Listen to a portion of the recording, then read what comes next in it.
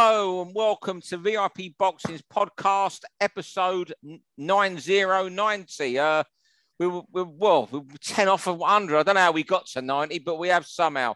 Anyway, if you're watching on YouTube and download us on, you can watch us YouTube, Spotify, iTunes, leave us a review, all that. Most importantly, please subscribe to VIP Boxing Bell to Bell YouTube. Or BIP Boxing's YouTube. And a lot of people look at the clips we put up every day on Twitter. If you can all go onto YouTube and subscribe, that would help us even more. You know me, Steve Lillis. As always, John Evans and one of his famous posters and some motor scooter helmet in the background there. And tonight, special guest, it's Mr. VIP himself. He's come off the subs bench, Steve Wood. We've dragged him in. We tried our best to get Zelfa Barrett, but as John and myself was talking earlier, trying to get Zelfa to pick up a phone or even get him on a Zoom is pretty much impossible. Of course, he's got a world title fight to prepare for as well. Steve, thanks for coming on at short notice. Not a problem. I'm always here, super sub for you. Don't worry. Yeah, we were saving you for episode 100 because you've got to be the guest on your own podcast then. But is there any chance you might track Zelfa down for us this week and get him next week? I'll see he'll do it next week for you. I mean, I was struggling today with him because I know he's out in Liverpool sparring. So, he's got his mind fully focused on this world title fight November the 5th. So, if I can give him a bit of notice, we might get him for next week. Yeah, when you talk about notice there, Steve, was there any hesitance in taking the fight for the IBF World Super Featherweight title at pretty short notice? No, we've got 6 weeks and he's been training and he was looking for the fight and he was, half fit already. So, it's good. He had the momentum of the fitness going and now he's in full swing. I mean, he's done 12 rounds to sparring a couple of times already. He'll be bang on for November the 5th. Yeah, I'll tell you what, if there's one thing about Zelfa, Steve, he lives it, doesn't he? You know, that's the benefit, isn't it, of staying in the gym all year round and it being your day job, because Zelfa's never out of shape and a lot of people miss out on chances because they're not fit, don't they? Yeah, and do you know what? He's had a nutritionist for the last 12 months now, and that's made a big difference into him as well. And he's not like blowing up and anything like that in between the fights. So, as he says, he's an ultimate professional, and he's got a desire that I wish some other people had. Yeah, well, bring back them kids out of that gym. I think Pat doesn't have it anyway. It's live in the gym or it's his way or the highway, isn't it? Yeah, I spoke to Pat actually about it the other day, and we know it's a tough fight, but Pat said, if you're not ready now, when will you be ready? And for Pat to take it, because Pat, we know what Pat's like with some opponents, don't we? He holds his lads back until he's fully ready. So for Pat to jump at it as well, I think Pat's got a bit of confidence, but it's going to be a tough fight. But if he comes through it, he's right at the top of a tree, isn't he? Yeah, listen, you don't get world title fights with Christmas crackers, do you? No. All right, then we'll press on. Then you know how this works, Steve. And John's got his clock, bell, and all that. And something you'll be interested. We're interested to listen to here, Steve, because round 1 for John is the VIP tournaments you've got launching in November. Far away, John. It's more getting Steve's thoughts on it, really, because not a lot of people in the world of the internet seem to be talking about it, but around here, I think people are excited by it, aren't they? We've got pretty much 2 semi-finals and a final. Who've we got? We've got Reese Wood fighting Casey Brown. We've got Owen Kirk fighting Johnny Boy Keeley. And it's really putting these young lads you've got who've built little unbeaten records, Steve. It's putting them on the spot, isn't it? Seeing if they want to do it and seeing who's going to come out of this little tournament as one to really watch and get behind. It'll be good for their fans. It'll be good for the shows. It's good for the kids themselves. It's like a no-lose situation, really, for everybody. And fingers crossed it gets a little bit of momentum behind it and we can see it in a few other divisions as well. Yeah, I mean, it's something I've been talking out for a while and then you don't do it. But, with these kids, they all had a similar record. I think Owen's now got another a 6-rounder, whereas the others haven't. And the idea was to get them all 1 6-rounder each. They'd have been all 5-0 and then put them together. But, Reese Woods has lost, which was unexpected on the last time there. As you say, Owen went away for the first time. We got a six rounder out of him there. And Casey was on in Blackpool and he got called off. And Johnny Boy Keeley was on in Blackpool and he got a little niggle. So it all fell out of sync. But chatting to him, they was all keen for it. And, it makes sense because obviously on these little shows here, they've got to be selling tickets. And, when they're paying for the opponents on the 6 rounders, it's a few quid and a few tickets. And so to get 2 kids selling on both sides works for me as a promoter. But it also works that the fans know that they're going to see good fights. And I think that's what we've been missing on these small hall shows, isn't it? Too many kids just want to turn up with a kit bag, get an easy win, and then go on holiday for 2 weeks, tell everyone they're professional boxers undefeated, and no one wins in the long term with that. So I'm having to be a little bit harder on the kids these days. And to be fair, the majority of them are accepting it and agreeing they've got to go in with fights. You know what I like about it, Steve? Also, Reese Woods had a loss. Owen Kirk's had the win and loss against Jake Bray. Now, them two, they could easily mope or just look for a couple absolute soft 4-rounders to come back in, but they're going straight into this. And the thing I think is important to get across here as well is not just the 2 winners fight, the 2 losers fight in the semi-final. So there is on finals night. Is that right, Steve? Yeah. So what we've got is 2 6-rounders. The 2 winners will fight in an 8-rounder, and we're going to get a little trophy for them. And then the 2 losers will fight each other in a 6-rounder. So all 4 of them are guaranteed 2 fights, and that's good for the kids as well. That they can keep active, and they're obviously going to be in a good fight. So helps develop them for maybe when they've got to go onto TV shows. Yeah, round 2, Steve. You're going to continue talking. Your first topic: Troy Williamson against Josh Kelly. Yeah. I mean, I was looking at the board's notices, and obviously that's been made now for the 2nd of December. And I was just thinking, what a great fight that is. And it's intriguing, isn't it? Just doing a little bit of homework there. Troy's 31. I didn't realise he was old as that. So, from his point of view, British champion and on a roll, never lost in 20 fights, just had 1 draw, which was with my lad Flatley. And that was one of the best fights I've ever seen, that. And then Kelly, even though he's 28, he's not been a pro that long. Probably got rushed into the David Avanesian fight and fell short. So it's like, he actually started off well, didn't he, and crumbled in that fight.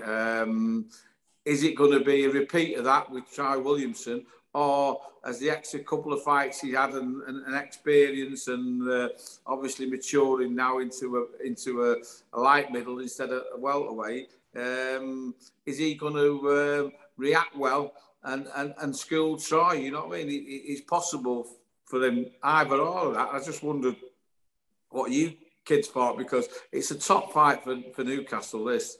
I tell you what, I love you call me a kid, Steve. I love that, man. I think I'm a few months older than you, but it's brilliant. I'll accept that. But no, you know what's amazing? I think John might agree with me here. After the last Olympic cycle, if someone said it would be almost make or break for Josh Kelly after 15 fights, you wouldn't have believed it. When he turned over, I thought he was going to be the one out of all that cycle that become a superstar. But it's not to be.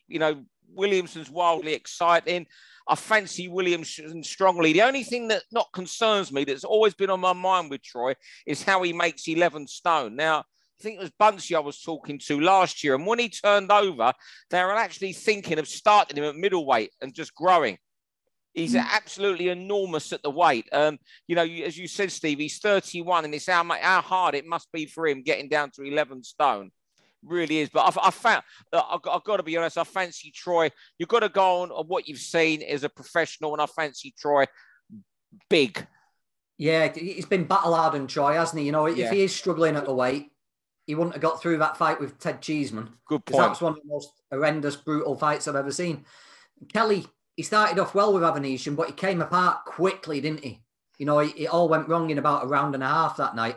And so there's going to be that excitement in there. Even if Kelly gets off 7 rounds and he's looking good, could it all go apart late? I'd pick Troy. I think he probably hits too hard. He's too too strong, too relentless, too tough. But what a fight, what an atmosphere that'll be as well up in Newcastle. Round 3, Deontay Wilder. We get Wilder about him. Look, the shot the other night against Elenius, I had to watch it about 4 times before I actually caught it. I mean, it was incredible. You know, it just come from about no distance at all, not even full power. But, you know, and it's amazing how he's reinvented himself PR-wise as well, where he's gone from this guy who said he wanted a body on his record to you know, crying at press conferences, going to see, making sure he films him embracing the guy he's beaten. He's almost been reinvented. And you know what? You talk to anyone, you know, in the industry, promoters, boxers, managers, you never see anyone say they dislike him. And you know, him at that weight, you know, losing all that weight makes him even more of a dangerous proposition. Well, he was fantastic the other night. Suddenly, him versus Fury 4 is a big money fight for both of them again. The game seems in love with him. The only thing I will say from the other night, we didn't see enough to know whether he is shot when he gets hit on the chin these days. But sensational the other night. And, you know, we're all fans of him in this podcast, John. We were talking about him last week, and it's great to see the love for Deontay Wilder. I love Deontay Wilder. Hey, I tell you what, there's still not a heavyweight on the planet you could confidently back to beat him. And I know Fury's beat him twice, but even in the last fight, he still had him down twice. And if they made Fury Wilder 4, there'd be a lot of people picking Wilder to chin him.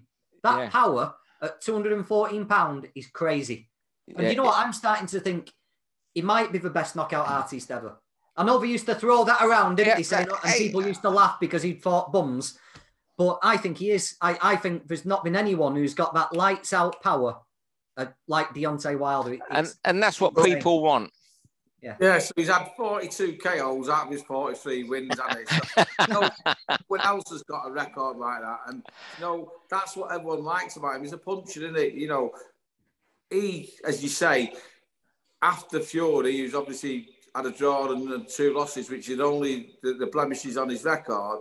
He's got to be the #1 heavyweight in the world. You know, you'd fancy him against us. You'd fancy him against Joshua, you know. So, of course you would. Absolutely, Steve. You know what? It's almost like yesterday when you watched Man City Liverpool, that game left you no doubt who the best 2 teams in the country are. There's no doubt they're the best 2 heavyweights in the world. I know people will put in Joyce second and all that now, but absolutely you know, you watched that the other night. He's the 2nd best heavyweight in the world. And as you say, John, more people would pick Wilder to beat Fury than they would any other fighter against Fury. Yeah, no doubt whatsoever. Round 4, John. What's happened, George? Yeah, George Kambosos. You know what? I was sat at work today and I was thinking, I can't remember a drop-off in a fighter like George Kambosos. You know when he came over and fought Lee Selby? He looked a right handful, didn't he? He picked that decision against Selby. Some people thought Selby won and all that, but Kambosos looked like a nightmare. Then he turns up and he does Teofimo Lopez. He's just a ball of energy and aggression non-stop. I don't know if the money's got to him. Yeah. I don't know if he started thinking too much of himself, all the bullshit he comes out with at press conferences. He's thinking too much about stuff. Maybe he's got one foot in the retirement home. He's got more money than he ever dreamed he'd get. I've got no idea. But from the all-action ball of aggression who was never going to be denied to what we've seen in the last 2 fights in his hometown for the undisputed title, I can't think of a fighter who's dropped off quite as badly as that. And I know Haney's good and he was brave to get to the end, but that's all it was, wasn't it? It was a survival mission. And I just thought, what a disappointment, because I thought we had a few years of exciting fights from Kambosos. You know what, John? Look, we don't know his makeup outside. It's not like if it was a British fighter, we'd have more of an idea. We don't know what he's like away from boxing, you know. But you know what? I think he got not lucky. Lopez completely overlooked him. He really turned up that night. He then got the 2-fight contract with Kambosos. He was so handily beaten in the first fight. I think in his own mind, he almost knew the second fight with a cash out. Just that, you know, and even now, there's still fights from out there where he can go to America and earn a lot of money against someone like Jojo Diaz. You know, he's been the distance twice with Haney and he beat Lopez. That's still there. He's still going to make money. I just think he's cashed out on the career. from, you know, I'm on the outside looking in, and that's what I believe that Kambosos has cashed out on. Yeah. Listen, I don't believe he was that good, to be honest with you. I don't mean he was brought over here to lose to Selby and managed to beat him. Selby'd gone up from featherweight to lightweight. Wasn't the fighter that he was. He got a win there. He's hit the jackpot with Lopez. Won the lottery over there, hasn't he? And exactly as you said, Lopez completely overlooked him and didn't turn up or had weight issues. But I've not actually seen the Haney fight from the weekend. But once he come against someone as good as him, I always thought he was going to get schooled, and he has done twice. And good luck to him. As I say, he's hit the lottery. He's been massively paid in those 2 fights, and I don't think we'll see him again. No, do you know what? I didn't think he'd beat Shakur Stevenson. I didn't think he'd beat a Haney, but I thought we'd both have hands full with him. I just thought that will he had in those 2 fights, and the way he talked and the way he went about it, he just looked like an absolute horrible night's work for anybody. But it's just turned out the complete and utter opposite. But where was he? Well, it's been an easy night's work twice, hasn't he, for Haney? Where was his defence the other night, though? I mean, I've only seen bits of it. Look, southpaw, right hand, you just couldn't miss him. Right hand, you know, he was getting it with the right, and he wasn't thinking to take a step to his own right when it was coming. But anyway, Rudy, your second subject, Denzel Bentley fighting Zanny Beck, Alim Carnels for the WBO middleweight title in November. I think so. Yeah, it just made me think on that one because Bentley has kind of come through really, really well. He beat Efren after drawing with him, didn't he? And looked decent. And they pushed him a little bit too far into Felix Cash. And then he's come back with two great wins and he's the British champion. And I'm just wondering, is this Pakistani kid just too much for him? Is it just like, have you got someone that you could work with and bring him through to European level and then the world level? Or at 27, is it just too good of an opportunity to turn down? I mean, I'm looking at him and thinking he's improved every time I've seen him, and there'd be room to do something with him. And obviously, you know, sometimes, and I've done it in the past, you've kept people, I mean, like I kept Jamie Moore at British title level too long and should have moved him on. I've learned from those mistakes, but it's like, is there opportunity too good to turn down for him? Or would we have kind of let that Bentley grow into a better fighter? I mean, he might go over and win, which would be tremendous, but can't see it. No, look, he's not just going up a level. He's going up to the other end of the spectrum from Linus Udofia and Marcus Morrison. I love Denzel as a person. I think he's a very good fighter. But you know what? I think he's looking at that money. He's always wanted, I mean, I believe, a house in Battersea Village. You know, he's had some really good paydays so far. He's earned well.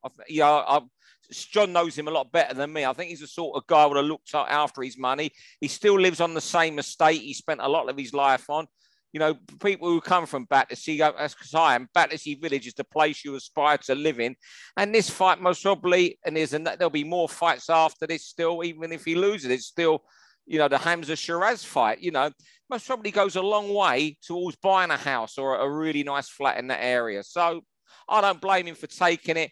But I think, you know, on paper, it looks a mission impossible. What do you think he's taking it, John? You know him really well. Yeah, you fight for money, don't you? And I think they offered it him, and I won't say the number, but it's not a bad payday, is it? And he might think, well, I might not see that money ever again.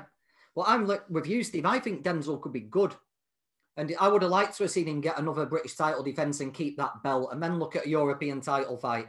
But will you ever get another chance to fight for a world title? And I think we've probably just thought, if it goes wrong, there's still the Hamza Shiraz fight. There's still other fights there. If it goes right, you're a superstar, aren't you? But yeah, I think there's a lot there with Denzel. And in an ideal world, it would have been another year, but we're not in an ideal world. You speak to him, John, a bit. Do you get? No, is he confident? Since the fight got announced. Oh, you haven't spoke to him, no. No, I must ring him this week. But yeah, well, I think we know why he's took it. It's a world title shot for the best payday you've ever had. So you know what? If he gets out of boxing and he's bought a house in Battersea, where Battersea Village is on the Thames, right next to the park, he's done very, very well for himself. Round 6. Talk about, you know, momentum at the moment with women's boxing. After the weekend, Shields, Savannah Marshall, it's sold out. The O2 looked great.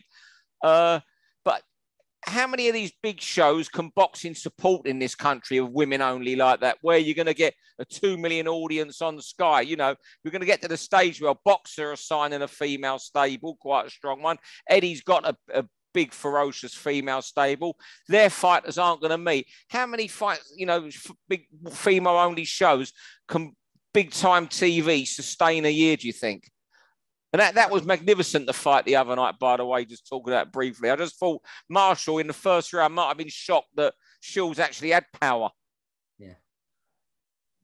Go on, I think Marshall come out a bit too relaxed and stayed too relaxed all through the fight. You know, this little death shoulder roll and rolling in, and the feet looked a bit out of place instead of stamping down. And you know, if she's a puncher, she needs to plant her feet and dig the jab in. But apart from that, you know, she did really, really well against someone who's obviously very, very good. But you know, I'd been out, I come back, and that was the only fight I got to see. But the entrances of them both was great. The arena looked great.